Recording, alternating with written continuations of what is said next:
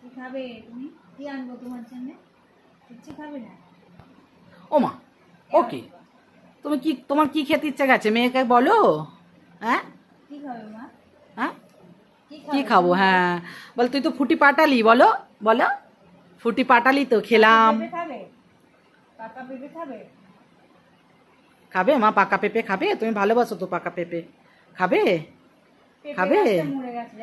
এই যা, এত বড় বড় পেঁপে হয়েছিল, যা যা, যেটা ফল হয়েছে সেই গাছটাই মরে গেছে, আর দুটো বেঁচে আছে, আর বাকি যেটা এরকম বড় বড় পেঁপে হচ্ছিল যা যা। দেখলে, যতই যাই হোক আমি সেই গাছের সব সবজির ভিডিও দিয়েছি, ওই জন্য বলছি। কেনা তো অনেক কিছুই বাজারে সবই কিনতে পাওয়া যায়, কেনাই খাই, কিন্তু নিজেদের বাগানে।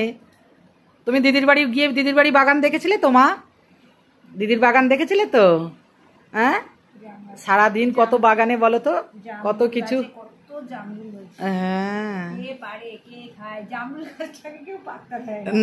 আসলে না, জামরুলগুলো এত মিষ্টি না, পেকে গেলেই পোকা এসে যাচ্ছে। এখনো আসেনি। হ্যাঁ সেই তো। আর না, জাম আমি তো জাম মাকে দিয়েছি, আর আমি খেয়েছি, এরা কেউ খেতে চায়নি, আমি কি করবো, আমি খাসনি আমি আর মা খেয়েছি। হ্যাঁ না, পেলাদাকে রোজ দেবে। তোমার গাছের জাম, আর এখন জাম খুব ভালো বলছে, জাম খাওয়া খুব ভালো, জামের যা দাম এখন। হ্যাঁ জামের ডালটা যদি না ভাঙতো, সেই কত সহস্র জাম হতো, তার নেই। সেই তো। মাকে জাম খেয়েছো? দিদির বাড়ির জাম খেয়েছো? জাম জাম এই জাম হলে কালকে কি খেলে? দিদার কথা মনে পড়ে আমার, দিদা কি ভালোবাসতো আমাদের বাড়ির জাম খেতে। এখন একটু চিনি মামিকে দিতে হবে জাম। আর তো আমি জামটা কাউকে ভাগে দিতে পারি না, সত্যি কথা বলতে। অন্য কিছু যদিও বা ভাগে দিতে পারি। হ্যাঁ দিয়ে গেল টুরাই, আমি ওই নুন মাখিয়ে রেখে দিলাম, তারপরে মাকে দিলাম। আর এরা সব কেউ খেলোই না, বললাম খেয়ে দেখ রসগোল্লা, বলছে ও মা এটা রসগোল্লা? আচ্ছা হ্যাঁ খা না। গোলুকে, গোলু মুখে দিয়ে বলছে যে ফেলে আর দিতে পারিনি, খেয়েছে।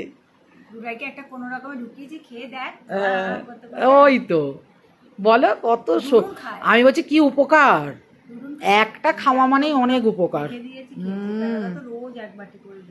হ্যাঁ না না, পেলাদাকে দেবে, ভীষণ ভালো জিনিস। ভালো মা, জাম খাওয়া, জাম খাওয়া খুব ভালো। জাম খাওয়া খুব ভালো। চলো দিদিকে টাটা করে দাও।